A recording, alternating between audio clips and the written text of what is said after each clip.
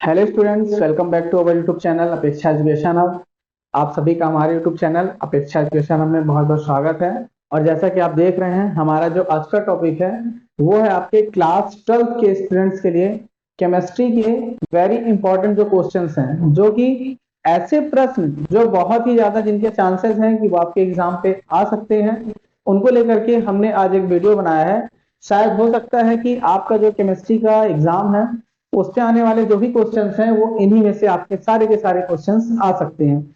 तो चलिए आगे हम बढ़ते हैं वीडियो की तरफ और आपको बताते हैं कि जो हमारा आज का टॉपिक है इस पे हमने कुछ बहुत इंपॉर्टेंट क्वेश्चंस निकाले हैं। यानी कि जो हमारे क्लास 12 में केमिस्ट्री के स्टूडेंट्स हैं, साइंस ग्रुप वाले जो भी छात्र हैं या छात्राएं हैं, उनके लिए हमने यहाँ पे चैप्टर विलयन, वैद्युत रसायन और रासायनिक बल गति, इन तीन चैप्टर से बहुत ही इंपॉर्टेंट क्वेश्चन जो कि आपके एग्जाम्स में लगभग हर साल आ रहे हैं और इस साल भी उनके आने के लगभग लगभग पूरे चांसेस हैं, उन पर हम आपको आज अपना ये वीडियो बना रहे हैं और आपको बताते हैं कि आप किस तरह से अपनी क्लास 12 में केमिस्ट्री के एग्जाम को लेकर के आप किस तरह से कौन से क्वेश्चंस पढ़ सकते हैं और किस तरह से आप उनकी प्रिपरेशन कर सकते हैं। तो देखिए, जैसा कि आप देख रहे हैं, हमारा जो यहाँ पे फर्स्ट क्वेश्चन है वो है आपका विलियन चैप्टर से। विलियन चैप्टर से आपका जो सबसे पहला क्वेश्चन इंपॉर्टेंट बनता है वो है यहाँ पे, विलेन किसे कहते हैं, इसके प्रकार बताइए। तो जो हमारा चैप्टर विलेन है उसमें हमें यहाँ पे क्वेश्चन मिल जाएगा, विलेन किसे कहते हैं और इसके प्रकार बताइए। दूसरा क्वेश्चन है हमारा कि निम्न पर टिप्पणी लिखिए। आपने मोललता, नॉर्मलता, फॉर्मलता, मोल प्रभाव और पीपीएम के बारे में अपने टॉपिक पे पढ़ा होगा। तो यहाँ से आप देख सकते हैं कि जो हमारा सेकंड इंपॉर्टेंट क्वेश्चन इस चैप्टर का वो है आपका मोललता, नॉर्मलता, फॉर्मलता, मोल प्रभाव या पीपीएम पे टिप्पणी। इसके बाद थर्ड क्वेश्चन हमारे चैप्टर से हेनरी का नियम। हेनरी का नियम बहुत इंपॉर्टेंट है और ये लगभग आपके एग्जाम में आने के इसके बहुत ज्यादा चांसेस यहाँ पे हैं। इसके बाद हम आगे आते हैं, राउल्ट का नियम किसे कहते हैं और इसके द्वारा जो आपेक्षिक अवनमन का सूत्र है उसको आपको याद करना है। फिर यहां से हमारा फिफ्थ क्वेश्चन बनता है कि क्वथनांक में उन्नयन किसे कहते हैं। इसके द्वारा हम किस तरह से किसी भी अवाष्पशील आणविक द्रव्यमान की गणना कर सकते हैं। साथ ही इसके बाद जो हमारा अगला क्वेश्चन है वो है हिमांक में अवनमन किसे कहते हैं और इसके द्वारा आप किस तरह से किसी भी अवाष्पशील आणविक द्रव्यमान की गणना कर सकते हैं। अगला प्रश्न है हमारा यहाँ पे परासरण एवं परासरण दाब को लेकर के कि परासरण या फिर परासरण दाब क्या है, इसके मापन की जो बर्कले और हार्टले विधि है उसका आपको सचित्र वर्णन करना है। उसके बारे में आपको चित्र सहित सारी के सारी डिटेल्स बतानी है। उसमें आपको नामांकित चित्र, विधि और यहाँ पे जो परासरण या फिर परासरण दाब क्या है इसको आपको बता देना है। फिर इसके बाद वेरी इंपॉर्टेंट क्वेश्चन ये भी परासरण और वितरण में अंतर। साथ ही जो हमारा अगला प्रश्न है वो है आपका अनुसंख्यक गुणधर्म किसे कहते हैं, इसे आपको उदाहरण सहित बताना है।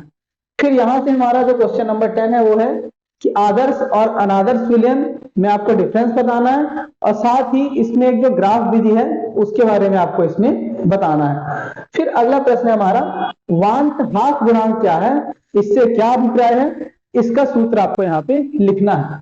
तो ये हमारे विलयन चैप्टर से बनने वाले जो सबसे इंपॉर्टेंट क्वेश्चन थे वो है आपके लिए। इसके बाद आप देखेंगे जो हमारा अगला चैप्टर है वैद्युत रसायन। वैद्युत रसायन में आपको काफी क्वेश्चंस मिल जाएंगे। उसमें आपका जो पहला क्वेश्चन है वो आपका हो जाएगा कि आपको विशिष्ट प्रतिरोध, विशिष्ट चालकता, तुल्यांकी चालकता या फिर मोलर चालकता, इनके बारे में आपको इनकी डेफिनेशन बतानी है, परिभाषाएं लिखनी है। साथ ही इनका इकाई और जो सूत्र होता है वो आपको इसमें बताना है। तो हो सकता है कि आपके एग्जाम में ये क्वेश्चन कुछ इस तरह से आ जाए कि विशिष्ट चालकता किसे कहते हैं, इसकी इकाई व सूत्र बताइए, तो आप इसको सॉल्व कर सकते हैं उस तरीके से भी। सेकंड है यहाँ पे दुर्बल और प्रबल वैद्युत अपघट्टों में क्या अंतर होता है, यह आपको बताना है। थर्ड क्वेश्चन है यहाँ पे धात्विक चालकता और वैद्युत अपघट्ट में क्या डिफरेंस होता है, ये भी बहुत इंपॉर्टेंट क्वेश्चन है। इसके बाद अब आपका जो अगला प्रश्न यहाँ से बनता है वो है फैराडे का प्रथम व द्वितीय नियम लिखिए। और फिर यहां से आपका इस चैप्टर का लगभग सबसे इंपॉर्टेंट जो दो क्वेश्चन आपके होने हैं वो शायद मानक हाइड्रोजन इलेक्ट्रोड और कोलरास के नियम से आपको इस बार आपके एग्जाम में देखने को मिल सकते हैं। तो यहां से आप देखेंगे कि जो कोलरास का नियम है और इसके दो अनुप्रयोग, ये तो बहुत इंपॉर्टेंट क्वेश्चन है। इसके साथ साथ मानक हाइड्रोजन इलेक्ट्रोड का सचित्र वर्णन करने के लिए भी आपको आपके एग्जाम में पूछा जा सकता है। फिर इसके बाद आपको वैद्युत रासायनिक सेल का सचित्र वर्णन है, उसको आपको समझाना है। इसके बाद नर्नेट समीकरण किसे कहते हैं, इसका आपको समीकरण लिख करके और इसकी डेफिनेशन आपको पेपर में अपने बता देनी है। फिर हमारा जो इसका अगला प्रश्न है वो है संक्षारण किसे कहते हैं, और जंग लगने का रासायनिक सूत्र आपको यहाँ पे बता देना है। साथ ही जो हमारा इस चैप्टर का अंतिम इंपॉर्टेंट क्वेश्चन है वो है लवण सेतु को लेकर के। इसमें आपको लवण सेतु की परिभाषा और पूरी विधि के साथ सचित्र आपको इसका वर्णन कर देना है। अगला चैप्टर हमारा चैप्टर नंबर 4 यानी कि रासायनिक बल गति। तो रासायनिक बल गति से आपका जो पहला प्रश्न है वो यही बनता है कि रासायनिक अभिक्रिया की दर क्या है और इसे प्रभावित करने वाले जो कारक हैं उनके बारे में आपको यहाँ पे लिखना है। दो डिफरेंस आपको इस चैप्टर में मिलेंगे, एक अभिक्रिया की दर और दर स्थिरांक में अंतर, और दूसरा अभिक्रिया की कोटि व अणुसंख्यकता में अंतर।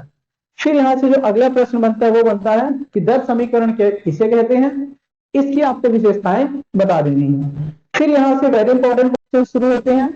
एक तो आपका ये क्वेश्चन नंबर 5 अभिक्रिया की कोटि क्या है, प्रथम कोटि, शून्य कोटि या फिर द्वितीय कोटि की जो अभिक्रिया है इनके लिए दर स्थिरांक के का मान आपको यहाँ पे याद करने के लिए कहा जा सकता है। साथ ही जो इसके बाद अगला प्रश्न है वो आपका बहुत इंपॉर्टेंट क्वेश्चन है कि शून्य कोटि की अभिक्रिया का व्यंजक ज्ञात कीजिए और प्रथम कोटि की अभिक्रिया का व्यंजक आपको यहाँ से ज्ञात करने के लिए आ सकता है। इसके अलावा एक वेरी इंपॉर्टेंट क्वेश्चन आपका ये है कि सिद्ध कीजिए कि प्रथम कोटि की अभिक्रिया का अर्ध आयुकाल अभिकारक की प्रारंभिक सांद्रता पर निर्भर करता है या नहीं करता है। तो यहाँ पर हम आपको बता देते हैं कि जो प्रथम कोटि की अभिक्रिया होती है उसके लिए जो अर्ध आयुकाल है वो कभी भी अभिकारक के प्रारंभिक सांद्रण पर निर्भर नहीं करता है। यानी जो ये आपका क्वेश्चन है कि प्रथम कोटि की अभिक्रिया के अर्ध आयुकाल को लेकर के, इसमें जो आपका विकारक है वो कभी भी प्रारंभिक सांद्रण पर निर्भर नहीं करता है। तो आपके पेपर में ये क्वेश्चन बहुत इंपॉर्टेंट है और इस बार आपके एग्जाम में ये आ भी सकता है। इसके बाद है हमारा अगला प्रश्न कि अगर किसी रासायनिक अभिक्रिया की दर ताप पर किस प्रकार निर्भर करती है, इसको आपको बता देना है।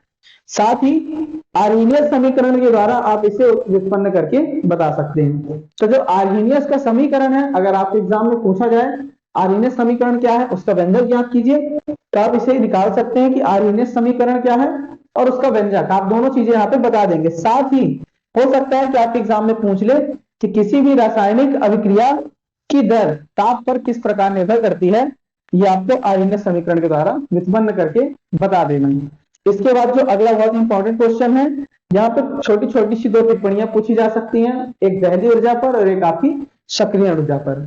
फिर इसके बाद हमारा जो चैप्टर का अंतिम इंपॉर्टेंट क्वेश्चन है वो है कि ताप गुणांक क्या है और इसके कुछ आपको एग्जांपल्स देने के लिए यहाँ पे पूछा जा सकता है। तो स्टूडेंट्स ये जो चैप्टर के क्वेश्चन है आपके विलयन चैप्टर से विद्युत रसायन और रासायनिक बल गति, इधर से आपके जो भी क्वेश्चन इस एग्जाम में बोर्ड एग्जाम में आने वाले हैं वो इन्हीं में से पूछे जाएंगे। हो सकता है कि एग्जाम में आपको कुछ लैंग्वेज में या फिर क्वेश्चन जब लिखा जाए थोड़ा सा हल्का से इसमें घुमा दिया जाए, आपको जब आपसे पूछा जाए तो यहाँ पे क्वेश्चंस को घुमा दिया जाए। जैसे कि आर्हेनियस समीकरण किसे कहते हैं, सिंपल सा क्वेश्चन हो गया। आपसे पूछ लिया जाए कि किसी रासायनिक अभिक्रिया की दर ताप पर किस प्रकार निर्भर करती है, तो अगर आपने आर्हेनियस समीकरण पढ़ा है उसका सारा का सारा अगर आपने यहाँ पे जो भी व्यंजक हमें उत्पन्न करना है उसके बारे में आपने पढ़ा तो आप इसका क्वेश्चन का आंसर बड़े ही इजी तरीके से बता सकते हैं। तो स्टूडेंट्स इस तरह से ये विलयन चैप्टर, वैद्युत रसायन चैप्टर और बल गति चैप्टर के बहुत ही इंपॉर्टेंट क्वेश्चंस हैं। आप इन सभी क्वेश्चंस का स्क्रीनशॉट ले लीजिए, आप इन्हें नोट करके साथ साथ पढ़ाई पे अपने फोकस कीजिए और ध्यान दीजिए। और इसके अलावा जो भी इंपॉर्टेंट क्वेश्चंस हमारे अगले चैप्टर्स के हैं उसके लिए हमने जो हमारे जो अगले वीडियो हैं उनकी लिंक हमने डिस्क्रिप्शन बॉक्स पर दे रखी है, आप वहां से डिस्क्रिप्शन बॉक्स से लिंक चेक कर सकते हैं और जो हमारे अगले चैप्टर्स के क्वेश्चन हैं वो आपको उस वीडियो पर मिल जाएंगे। तो हमारे चैनल्स के साथ बने रहें और साथ ही अगर आपको हमारा वीडियो अच्छा लगा तो इसे प्लीज लाइक शेयर और सब्सक्राइब जरूर करें, और अगर आप हमारे चैनल पर नए हैं तो इसे सब्सक्राइब करें, साथ ही साथ शेयर करें। Thank you.